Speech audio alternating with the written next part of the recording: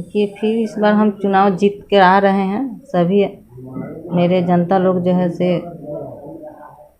ये लोग आशीर्वाद दे रहे हैं, धन्यवाद दे रहे हैं। हम फिर जीतने वाले हैं। बस आदमी को मैं इंदिरा आवास दिए हुए हैं और 2200 आदमी को मैं पेंशन बनाई हूँ, वृद्धा पेंशन। और मैं गली नली पक्की सड़क ये सब बना हुआ है और नल जल का भी काम हुआ है जो चल रही है। नमस्कार, बहुत बहुत स्वागत है आप सभी का आपकी आवाज़ हिंदी न्यूज़ चैनल में। मैं हूं आपके साथ आदर्श सिंह राजपूत। इस वक्त हम सरैया प्रखंड में मौजूद हैं और ये जगन्नाथपुर डोकरा पंचायत है और यहाँ के वर्तमान मुखिया पति बैजू प्रसाद महतो हमारे साथ बातचीत करने के लिए मौजूद है। सबसे पहले बैजू जी, आपका बहुत बहुत स्वागत है। धन्यवाद। बैजू जी, कैसी तैयारी चल रही है? माहौल कैसा है यहाँ का? माहौल अच्छा है। तैयारी चल रही है, कैंपेनिंग जोरों शोर पर चल रही है। और तैयारी क्या करना, हम लोग तो पिछले बार भी मुखिया थे तो 5 साल लगातार हम लोग तैयारियों में रहते हैं, काम करते हैं जनता का। तो तैयारी तो लगातार हम लोगों को जनता के बीच रहना है। यहाँ गांव है, शहरी तो इलाका है नहीं, गांव है। और गांव में हम जो प्रतिनिधि हैं यहाँ के जगन्नाथपुर डोकरा पंचायत के, तो हम लोग जनता के बीच रहबे करते हैं। जनता का काम हमेशा 24 घंटा सेवा में हाजिर रहते हैं। इससे पहले भी आपने 2010 में चुनाव जीतकर यहाँ पर आम लोगों का 2011 में आपने चुनाव जीतकर लोगों का सेवा बखूबी तौर पर आपने निभाया है। वर्तमान में भी आप मुखिया पति हैं और फिर से इस बार आपने 10 तारीख को नामांकन पर्चा दाखिल भी किए हैं। क्या लग रहा है इस बार त्रिकोणीय मुकाबला देखने को मिल रहा है? कैसा लग रहा है? मुकाबला में कोई है नहीं। काम इतना हुआ है जनता का मुकाबले में कोई नहीं रहेगा कैंडिडेट। नॉमिनेशन देने के लिए तो सब लोग स्वतंत्र है चुनाव लड़ने के लिए, और लड़ना भी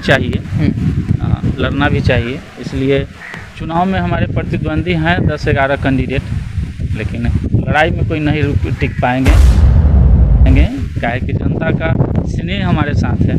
आपके अलावा यहाँ पे कितने कैंडिडेट यहाँ पे खड़े हुए हैं? यहाँ मेरे अलावा 10-11 कैंडिडेट हैं। किसका दबदबा सबसे ज़्यादा रहेगा इस चुनाव में? चुनाव में कैंडिडेट है तो दबदबा तो सबका थोड़ा मोड़ा है ये है।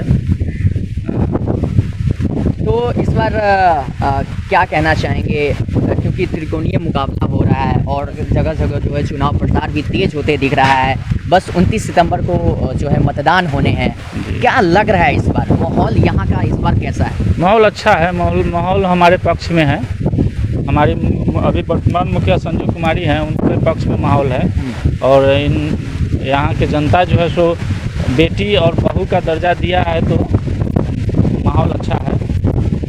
सब लोग मन बनाए हुए हैं कि फिर से एक बार संजू कुमारी को मौका मिलेगा। माफ़ कीजिएगा, मैं आपको बताना चाहूँगा कि बीच में हमको वीडियो रोकना पड़ा था क्योंकि बारिश का मौसम है। मौसम बहुत सुहाना है लेकिन बारिश का मौसम है। हम लोग अभी वहाँ पे 1-to-1 कर रहे थे, लेकिन बारिश के कारण कुछ समय हमको रोकना पड़ा इस वीडियो को। विकास को लेकर अगर हम बातचीत करें तो यहाँ पर विकास पंचायत में कैसा है? देखिए, मेरा पंचायत जो है सो आदर्श पंचायत है, समझिए। तो हम इसको आदर्श बनाए हैं। मेरे यहाँ एक कदम भी सड़क जो है सो कच्ची नहीं है। मतलब हर गली गली में सड़क बन गया है और वो भी पक्की सड़क हो गया है। और विकास तो हुआ ही है। मेरे यहाँ की कोई गरीब राशन से वंचित नहीं है। दूसरी बात है, कोई पेंशन जो योग्य है, पेंशन से कोई वंचित नहीं है। सभी को पेंशन है जो योग्य हैं, और कोई गरीब राशन से वंचित नहीं है। आवास योजना पर, प्रधानमंत्री आवास योजना पर भी काफ़ी काम हुआ है। मेरे यहाँ इस रीजन में लगभग 450 आदमी को घर मिला है। 450 परिवारों को पक्का मकान सब लोग बनाए हैं। मतलब, और मेरे यहाँ गैस, किसी भी परिवार में गैस के बिना कोई परिवार नहीं है। सब लोगों के पास प्रधानमंत्री उज्ज्वला योजना के तहत गैस लाभ मिला है। कितना वार्ड है टोटल यहाँ पे? यहाँ अभी तो मेरा पंचायत एक गांव कट गया है, नगर परिषद में चला गया है। फिर भी अभी 3 गांव हैं और 3 गांव में 10 वार्ड बचते हैं। तो 10 वार्ड में जो लाभ मिलना चाहिए, जैसे आप बता रहे हैं उज्ज्वला योजना, प्रधानमंत्री आवास योजना, हर घर नल का जल, ये सब पूर्ण रूपेण जो है लोगों को लाभ मिल रहा है। लाभ मिल रहा है, पूर्ण रूपेण लोगों को लाभ मिल रहा है। उज्ज्वला योजना का कितना घर को लाभ मिला है, कितने उज्ज्वला योजना का लाभ लगभग 500 घरों को मिला है। 500 घर। हाँ, और 500 प्रधानमंत्री आवास योजना, प्रधानमंत्री आवास योजना भी हो गया आपको 465 घर मिला है इस बार। हर घर नल का जल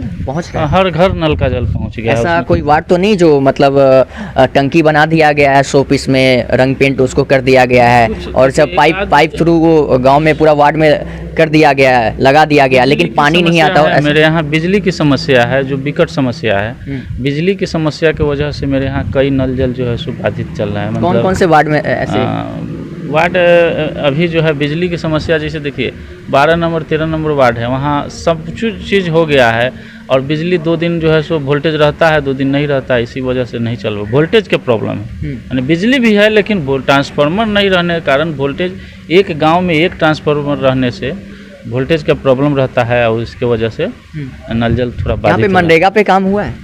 मनरेगा पे काम हुआ है बहुत कम, मनरेगा पे बहुत कम काम हुआ है।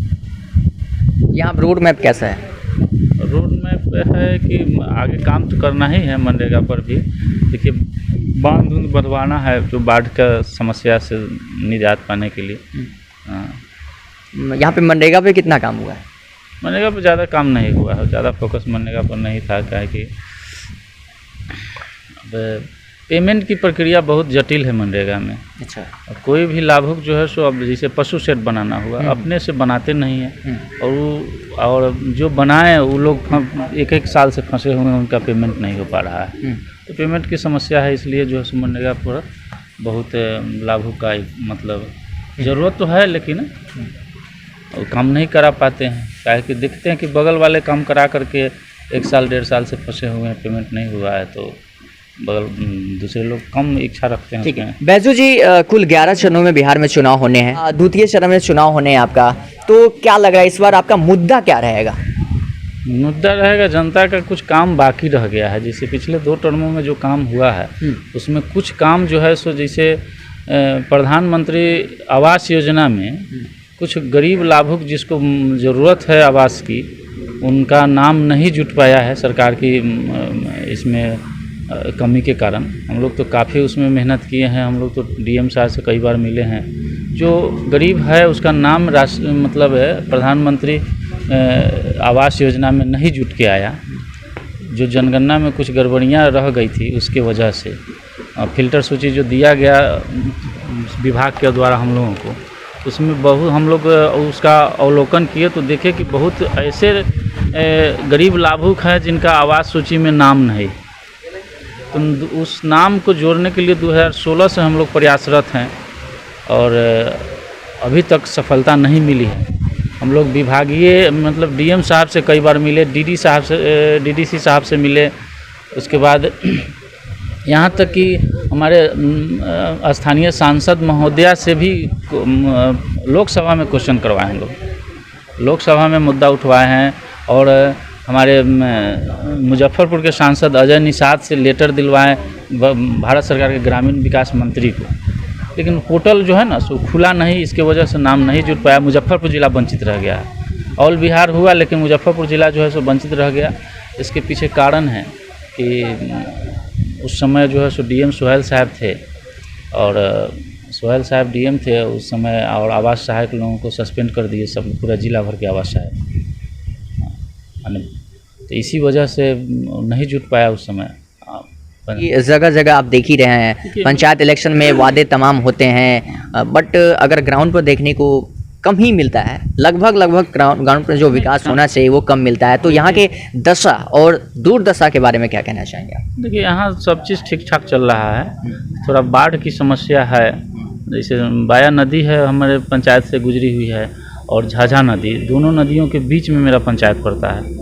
पंचायत के क्षेत्र जो है सो दोनों नदी के बीच में है, और दोनों नदी पर बांध नहीं होने की वजह से बाढ़ का पानी पिछले 2 वर्षों से आ जा रहा है, जिससे काफ़ी परेशानी हो रही है। और सरकार जो है सो इस बाढ़ से निजात के लिए कोई कदम नहीं उठा रही है। मतलब पिछले बार बाढ़ आया 2020 में, और उसमें जो है सो हम लोग अनुश्रवण समिति से पास करके लाभुक का दिए सूची प्रखंड को, और बिना किसी कारण का, बिना किसी सूचना के जो है सो आधे अधूरे लाभुकों का पेमेंट किया गया बाढ़ रिलीफ के रूप में, और आधे को नहीं मिला। इसके वजह से हम लोग हाई कोर्ट गए। हाई कोर्ट में हम लोगों के फेवर में डिसीजन आया। जनता जो है मेरे यहाँ के ही जनहित याचिका दायर हुआ, उसमें उसको जो है सो हाई कोर्ट डिसीजन किया कि नहीं, जब बाढ़ में 2 भाई डूबे हुए हैं तो एक भाई को लाभ मिला, एक भाई को नहीं मिला। एक छत के नीचे 2 भाई रह रहे हैं और एक भाई को लाभ मिल गया, एक भाई को नहीं मिला। तो इसकी वजह से हाई कोर्ट ने डिसीजन दिया है माननीय उच्च न्यायालय जी, और उस पर विभाग लापरवाही है। विभाग उस पर अभी तक पिछले 28 जून को डिसीजन आया है, आदेश आया है, लेकिन उस पर अभी तक कोई कार्रवाई विभाग के स्तर से नहीं हुआ। अच्छा, आपदा प्रबंधन विभाग के स्तर से अभी तक कोई कार्रवाई नहीं हुआ है। हम लोग मिले भी हैं, और उसके बाद फिर 2021 में बाढ़ आ गया है। इस पर भी अभी तक कोई मतलब जनता पूछने वाला कोई नहीं है विभागीय स्तर से। हम लोग तो कैंपेन चुनाव में है, आचार संहिता लगा है, तो हम लोग कुछ बोल नहीं पा रहे हैं। जनप्रतिनिधि हैं चाहे कैंडिडेट हैं, इसकी वजह से कोई बोल नहीं पा रहा है विभाग को। लेकिन विभाग को भी सोचना चाहिए कि अभी जो फ्लड में है उसकी जीवन यापन कैसे बीतेगा। उसके अभी लगातार कोरोना था, उसके बाद फिर आपको बाढ़ आ गया, बारिश हो रही है पिछले 4 महीनों से लगातार, कोई मतलब काम नहीं कर पा रहा है। इसकी वजह से उसको भुखमरी की स्थिति बना हुआ है।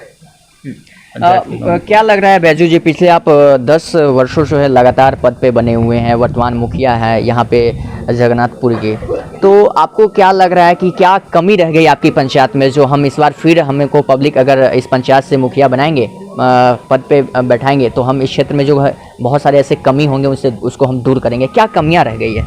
कमियां यही है इस बार मेरा मतलब कमी रह गई है, या फिर कहिए कि हमारा जो अभी इस बार का लक्ष्य है, व्यू है कि इस बार पंचायत को झाझा नदी पर बांध बना करके और बाढ़ से निजात दिलाने का मुख्य मेरा लक्ष्य है। अच्छा, लक्ष्य है।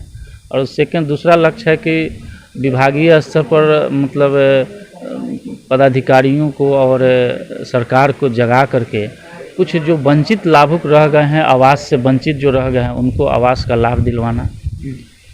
तो हर जितने भी परिवार को जो मिलना चाहिए 6,000 का, बाढ़ पीड़ित आपके तमाम एरिया हैं, तो वो 6,000 जो मिलना चाहिए वो मिला है क्या? नहीं, इस बार तो जीरो है। अभी इस बार तो किसी भी सरैया के 3 पंचायत जो है सो पूर्ण रूप से बाढ़ से ग्रसित है, और 17 पंचायत जो है सो आंशिक ग्रसित है। लेकिन अभी तक सरकार के स्तर से, विभाग के स्तर से कोई मतलब 1 रुपया किसी को पेमेंट नहीं किया गया है। और पिछले बार भी 14 पंचायत ग्रसित था बाढ़ से, जिसमें मेरा भी पंचायत था।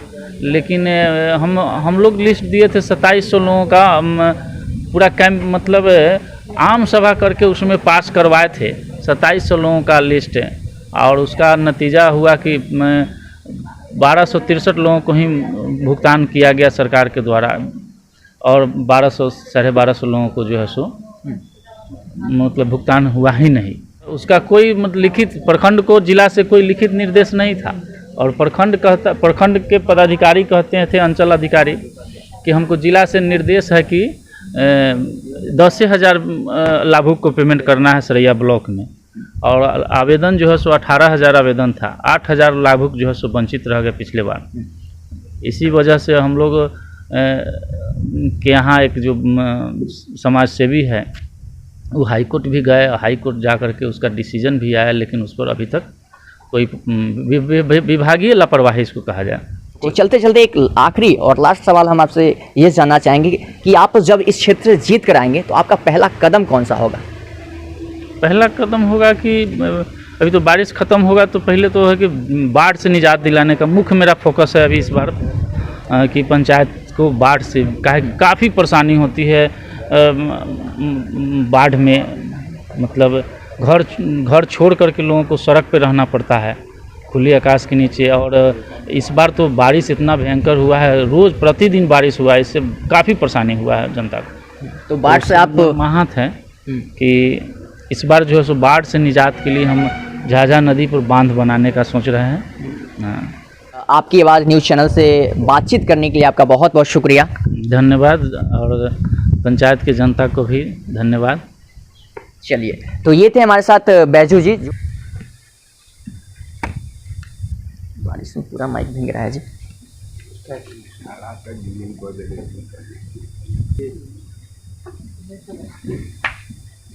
तो हमारे साथ बातचीत कर रहे थे जगन्नाथपुरी पंचायत से वर्तमान मुखिया पति बैजू प्रसाद महतो जी।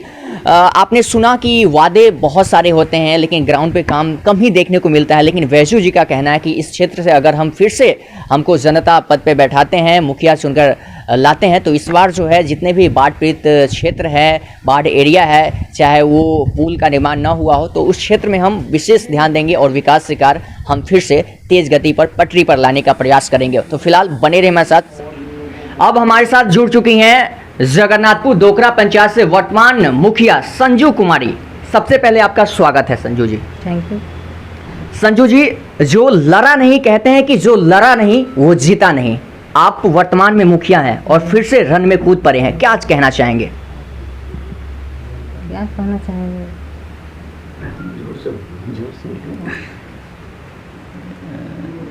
इस बार यहाँ का माहौल कैसा है? माहौल पूरे ठीक है, मेरे चुनाव का पूरा माहौल ठीक है, फिर मैं जीतूंगी। और जो मैं काम की हूँ पिछले 5 वर्षों में अगर हम काम की बात करें धरातल पे, ग्राउंड पे, तो कितना हुआ है संजू जी? 450 आदमी को मैं इंदिरा आवास दिए हुए हैं और 2200 आदमी को मैं पेंशन बनाई हूँ, वृद्धा पेंशन। और मैं गली नली पक्की सड़क ये सब बना हुआ है और नल जल का भी काम हुआ है जो चल रही है। और क्या क्या रह गया आपकी पंचायत में वंचित, जिसको लोगों को लाभ नहीं पहुंचा है, मिल नहीं पाया है? क्या क्या वंचित रह गया है? वही बाढ़ राहत जो मेरे यहाँ जो 2500 आदमी को जो बना हुआ था, नाम में लिस्ट गया हुआ था, वो पैसा नहीं आया है। अच्छा, हाँ। कितने लोग वंचित रह गए इससे? इससे 1200 आदमी वंचित रह और गए। कितने लोगों को मिला है? 1300 आदमी को मिला है। पूर्ण रूपेण मिला है। अच्छा, क्या लग रहा है इस बार जीत का मुकुट पहनना है, जनता आपको जो वोट करेंगे किस उम्मीद पे फिर से करेंगे? आपका मुद्दा इस बार क्या रहेगा? जनता को सेवा करना है हमको जीतकर, और जो काम बचा हुआ हो हम करेंगे पूरा। ऐसे तो मैं पूरा काम कर चुकी हूँ, जो छोटा मोटा हुआ है तो काम होगा। क्या कहना चाहेंगे इस बार आपकी जो है विकास की जो लहर है, इस बार फिर से देखने को मिलेगा जनता के बीच? हाँ, मिलेगा। कदम कौन सा होगा पहला जब जीत कर आएंगे फिर से इस पंचायत में? कदम मेरा पहला है कि जनता को जो कमी है वो पूरा मैं करूँगी। जैसे कि अभी बाढ़ जो घोषित हुआ है उसमें अभी कोई अति नहीं हुआ है, जो पंचायत में जो बाढ़ राहत मिलना चाहिए। आखिरी सवाल और अंतिम सवाल मैं आपसे पूछना चाहूँगा कि जनता से आप क्या कहना चाहेंगे? फिर इस बार मौका मिले, जनता से यही अपील करेंगे। आपको क्या करेंगे? देखिए, फिर इस बार हम चुनाव जीत के आ रहे हैं। सभी मेरे जनता लोग जो है से ये लोग आशीर्वाद दे रहे हैं, धन्यवाद दे रहे हैं। हम फिर जीतने वाले हैं जी। ठीक है, शुक्रिया आपकी आवाज़ से बातचीत करने के लिए आपको। Thank you. तो हमारे साथ बातचीत कुछ समय पश्चात कर रहे थे बैजू जी, जो मुखिया पति हैं, और संजू जी हमारे साथ इस वक्त बात कर रही थी। तो फिलहाल बने रहिए हमारे साथ, देखते रहिए आपकी आवाज़।